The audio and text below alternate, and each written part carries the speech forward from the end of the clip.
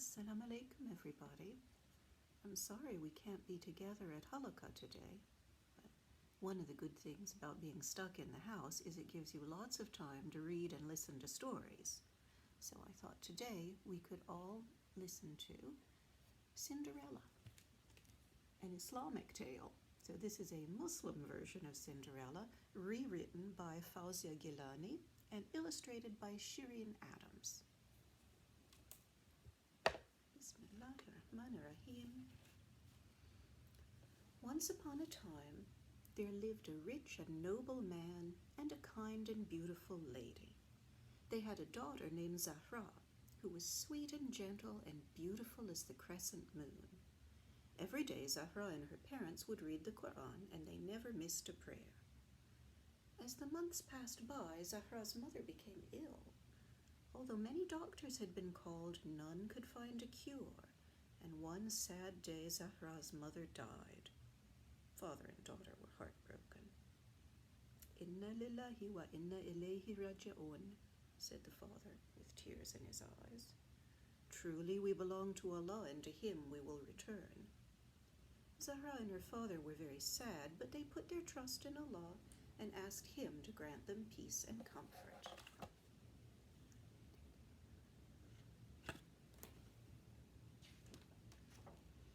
After some time, the father decided to marry again.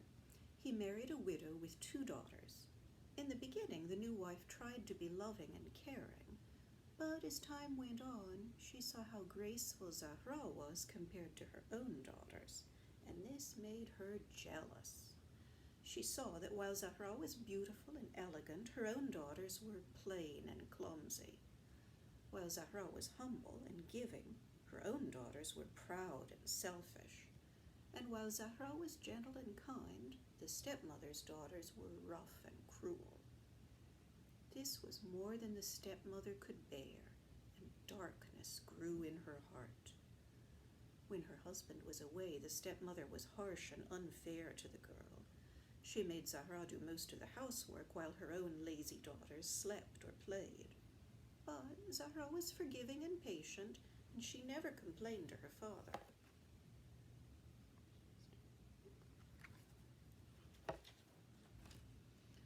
A few years passed, and then Zahra's father became ill. One day he called his daughter to his side and gave her words of love and advice. "Sweet child," he said, "follow the Quran and the Sunnah and never miss prayers. Be patient and humble. Always speak gently and share whatever you have with the poor. And know that I love you very much. May Allah protect you and make you a strong Muslim." The poor child clung to her father. "You must hold fast to the rope of Allah and never let go," he said. "La ilaha illallah Muhammadur Rasulullah." Those were her father's last words. "Inna lillahi wa inna ilayhi raji'un," whispered the poor girl and wept. Zahra was alone in the world now. She was an orphan with no one to love her.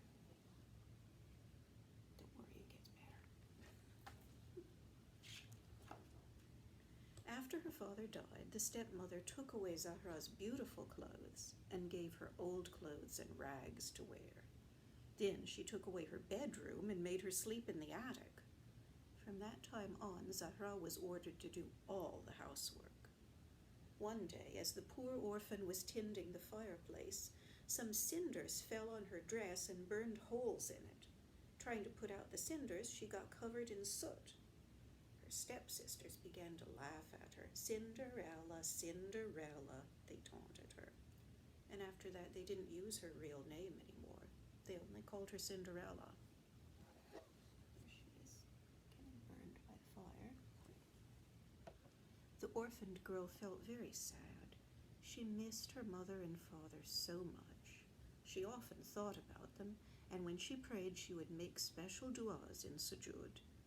"Du'as made in sujood reach Allah swiftly," her mother had told her. "And be patient, child," her father had encouraged. Cinderella was always patient. She read the Quran every day and comforted herself with the words of God and stories of His messengers. She is making dua Sujud.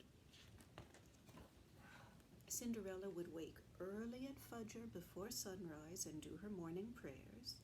Then she would sit and read Quran. When she finished, she would make breakfast for her stepmother and stepsisters. Then the poor orphan would wash the dishes, wipe the counters, make the beds, sweep and mop the floors. At noon, she would offer her midday prayers and quickly eat her lunch. She is doing all the work of a day. When Cinderella felt lonely, she would take the crumbs she'd saved from the table and go feed the birds. She'd watch them chirp and peck as she washed the dishes. When her kitchen work was done, sometimes she would join them, quietly singing a song of her own. Cinderella spent her whole day working. When she wasn't cooking, washing, ironing, or dusting, she'd find a little time to read her books in a tiny little attic sitting on her old, thin mattress. There she is talking to the birds. Cinderella always served dinner to her stepmother and stepsisters in the dining room, but she was never invited to join them. Instead, she was told to sit alone in the kitchen and eat the leftovers. By the time she had offered her nighttime prayers, she was very tired. She would recite some surahs before she closed her eyes, whisper the shahada, and then go to sleep. The more difficulties Cinderella faced, the stronger her iman grew. Meanwhile, her stepmother and stepsisters got lazier and more arrogant each day. She was sleeping in the attic. One day, an invitation arrived from the king's palace. A huge party was to be held on the evening of the first day of Eid al-Adha, the celebration after Hajj. The stepsisters were all aflutter about what they should wear. Cinderella was just as excited. The thought of going to the palace and attending an Eid party sounded wonderful. Not looking at the invitation. Can I wear one of your dresses? Cinderella asked shyly, while her stepsisters were looking through their closets. They turned around and looked at her with disgust. Wear one of our dresses? Never. How dare you even think of going to the palace? Scolded the younger stepsister. You belong in cinders, not in a palace, yelled the older stepsister. Yes, Cinderella, said the stepmother, peering down at the orphan. There will be very important people at the palace. It's not a place for someone like you. Both stepsisters screeched with laughter and returned to their closets to choose a dress. Cinderella looked at her torn old dress and thought of the Quranic verse she had read. Truly the most honored of you in Allah's eyes is the one who is most righteous. Then she reminded herself of the words of the Prophet. Truly Allah does not look at your faces and wealth, He looks at your hearts and deeds. And later that evening, Cinderella opened her hadith book and read the Prophet Muhammad said, fasting on the day of Arafah removes the sins of 2 years, the past and the coming year. Alhamdulillah, cried Cinderella, tomorrow is the day of Arafah. I'll fast tomorrow, inshallah. And with that intention, she fell asleep. And during the night, Cinderella dreamed about her grandmother, who had left years ago to make Hajj, and she never returned, so most people thought she had died during the journey. There she is, being told she can't wear dresses. Late that night, before the sky's first light, Cinderella heard the rooster crowing and woke up suddenly. She smiled, thankful that she had woken up in time to eat suhoor. She crept down to the kitchen and quickly ate. Then, during that blessed part of the night when Zahra knew that Allah listens to special requests, she prayed 2 rak'ah and made a dua. Dear Allah, I would really like to go to the palace for the Eid party. If it's good for my faith and for my life in this world and the next, please let me go. Ameen. The sun rose and brought the beautiful day of Eid al-Adha. Cinderella was very excited. She washed, dressed, and got ready to go to Eid prayer. And where do you think you're going? Snapped the stepmother. Oh, it's Eid. With your permission, I'd like to attend the Eid Salah, said Cinderella. You're not going to Eid Salah, hissed the grandmother. You will help my daughters get ready for the Eid party. Tears filled Cinderella's eyes, but she looked down at the floor and thought of another Quranic verse she had memorized. Allah does not place on any soul a burden greater than it can bear. So pray, O Lord, do not lay a greater burden on us than we have the strength to bear. Remove our sins, forgive us, and have mercy on us. You are our protector, so help us against those who stand against faith. There she is.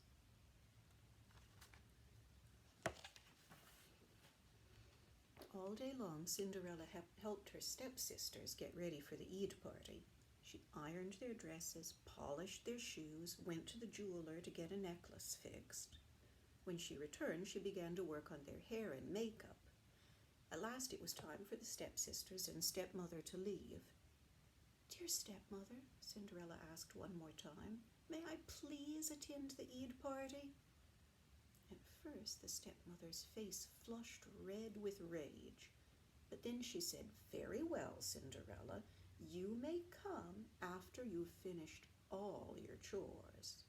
But stepmother, I'll miss the party if I don't leave now, said Cinderella.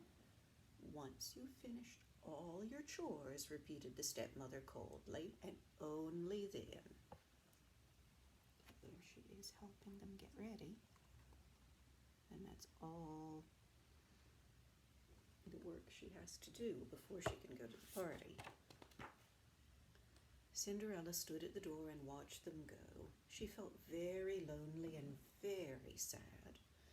She thought of the Quranic verse, for those who are patient and do good deeds, there's forgiveness and a great reward. Cinderella went inside with a lump in her throat and began to pick up the dresses that lay scattered around the room. Suddenly there was a knock at the door. Cinderella walked to the door and peered through the peephole. Seeing an old woman in hijab, she opened it. Salam alaikum, said Cinderella curiously. Walaikum assalam, my child, said the old woman.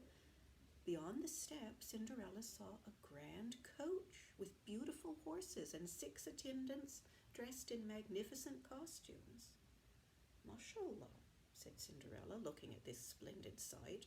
You must have come for my stepmother and stepsisters, but I'm sorry they already left.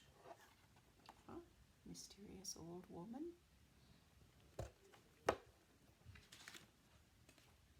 No, said the old woman, whose face looked vaguely familiar. I didn't come for them.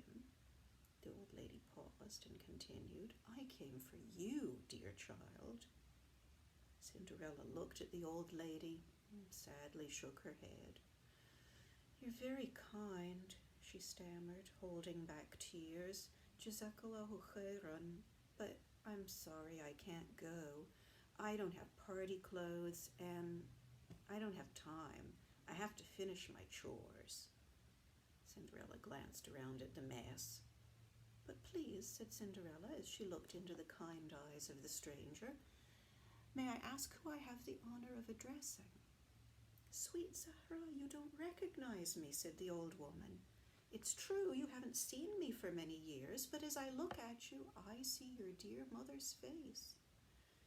Cinderella stared into the stranger's eyes and then flung her arms around her. Grandmother, she sobbed, I saw you in my dream. Where have you been?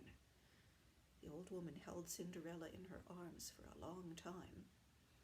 Dear child, said Cinderella's grandmother, on my return from Hajj, I passed through a country that was at war, and for many years the people were not free to travel. But we'll speak of those things another time. Alhamdulillah, I am back now. Come on, let's go. But I still have to clean the house, said Cinderella. Grandmother clapped her hands, and the 6 servants entered the house and began to clean. But grandmother, what about my clothes? Asked Cinderella. Grandmother clapped her hands again. 3 ladies appeared with a dress, a green abaya, a headscarf, and 2 glass slippers. Quickly Cinderella washed and took wudu, and the ladies arranged her hair in her scarf and helped her get dressed. Finally, they gently slid the delicate glass slippers onto her feet. Cinderella looked in a mirror. She looked elegant and very happy. She took her grandmother's arm and sat in the beautiful coach, and in no time at all they reached the palace. "Now remember, my dear," cautioned the grandmother, "the party will end at 11 o'clock. You must return home by then, before your stepmother and stepsisters. I'll be waiting for you in the coach." "Inshallah, dear grandmother, I will," promised Cinderella, and she kissed her goodbye and said her salams. There is her gorgeous dress and glass slippers. Cinderella walked in through the ladies' door, passing her stepsisters on the way. She greeted and smiled at them as she walked by. The stepsisters just stared at Cinderella, wondering who she was. "She's very pretty," whispered the older girl. "Everyone's looking at her," said the younger one. All the ladies and girls watched Cinderella. They wondered who this radiant young woman was, dressed in her hijab. Other beautiful girls were there too, but only Cinderella walked with that graceful modesty and inner light that comes from a life of taqwa. She is. Looking. Cinderella caught the attention of the king, the queen, and Prince Bilal, who, as they passed by in a large hallway. "Who is that girl in the green abaya and headscarf?" asked the prince. Nobody seemed to know. The queen came to greet Cinderella in the ladies' hall and asked Cinderella to sit beside her while the Eid program was presented. Drummers drummed, singers sang, and acrobats performed. Delicious trays of food were served, and then the adhan was called. Most of the women continued to talk through the adhan, but Cinderella kept silent. When the prayer began, most of the women continued to eat, but Cinderella joined those who went to pray.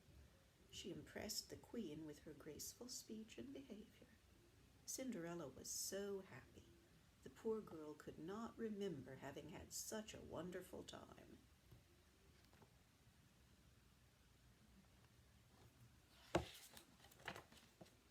Suddenly, Cinderella noticed people getting ready to leave. It was 11 o'clock. Mumbling an excuse, Cinderella quickly left the hall. As she rushed into the coach to join her grandmother, her glass slipper slid off her foot and fell on the ground. Just at that moment, her stepmother came out the palace door. "Hurry," said Cinderella to the coachman, "I have to get home." So she left her slipper behind. Meanwhile, the prince walked down the palace steps and picked up the delicate glass slipper. The prince returned to the queen, holding it. "Mother," said Prince Bilal, "I saw many young ladies tonight, but I saw no one with more taqwa and beauty than the girl in the green hijab, and that's the girl I want to marry." The queen smiled. "Subhanallah," she said, "it's rare to find young ladies with such good character. Inshallah, you'll marry a girl who has iman, and that's the girl to whom this glass slipper belongs." The queen sighed. "But first, we have to find her. She disappeared before I could ask who she was." There's the left behind slipper.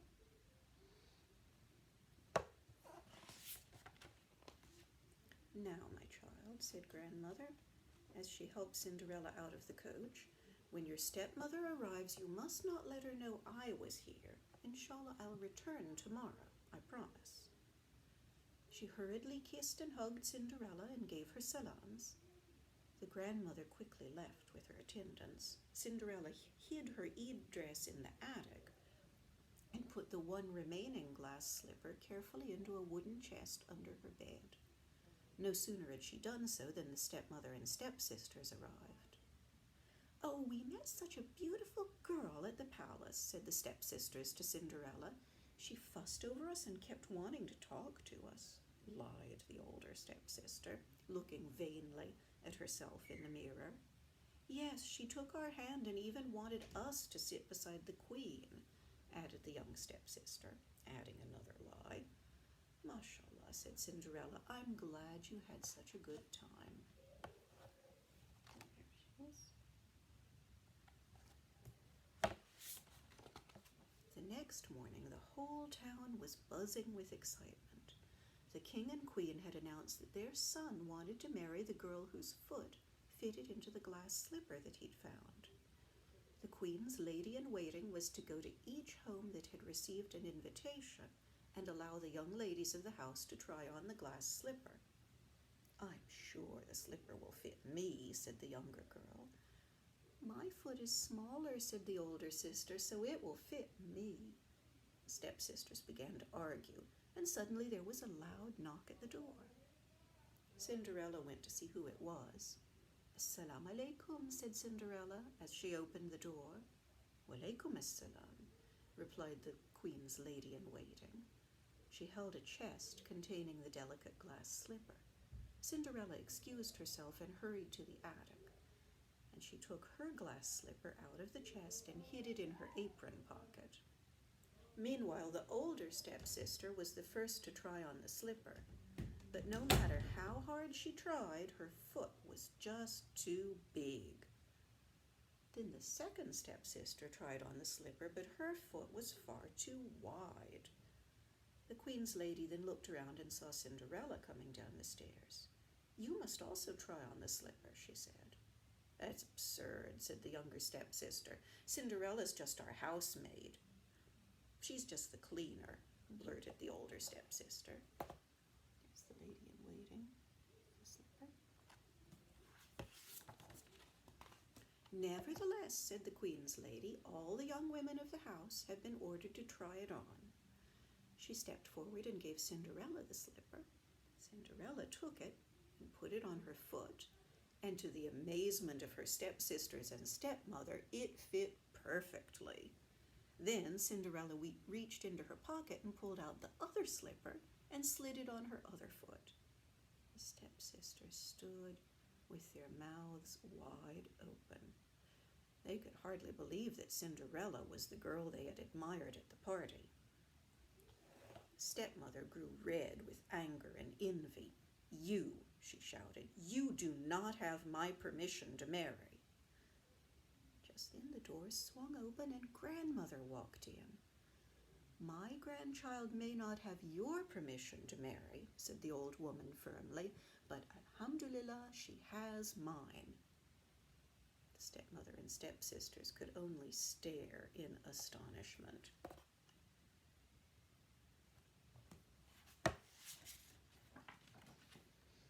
And so it was agreed. Prince Bilal was very happy to hear that his bride had been found, and so was Cinderella. They were married in a joyous ceremony, and from that day on, the beautiful Zahra was never called Cinderella again. Princess Zahra lived happily ever after with her husband, along with the king, the queen, and her grandmother, who was given a special house on the palace grounds. Through Princess Zahra's good character and example, many people increased their faith and good deeds during her long and happy life. As for the stepmother and stepsisters, when they saw how Allah had rewarded Zahra's goodness, they were filled with shame. They repented for their sins and asked for her forgiveness. And remembering the example of Prophet Yusuf and his brothers, Princess Zahra forgave them wholeheartedly.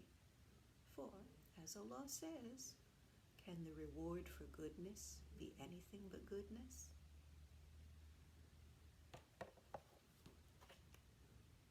And there they are, living happily ever after.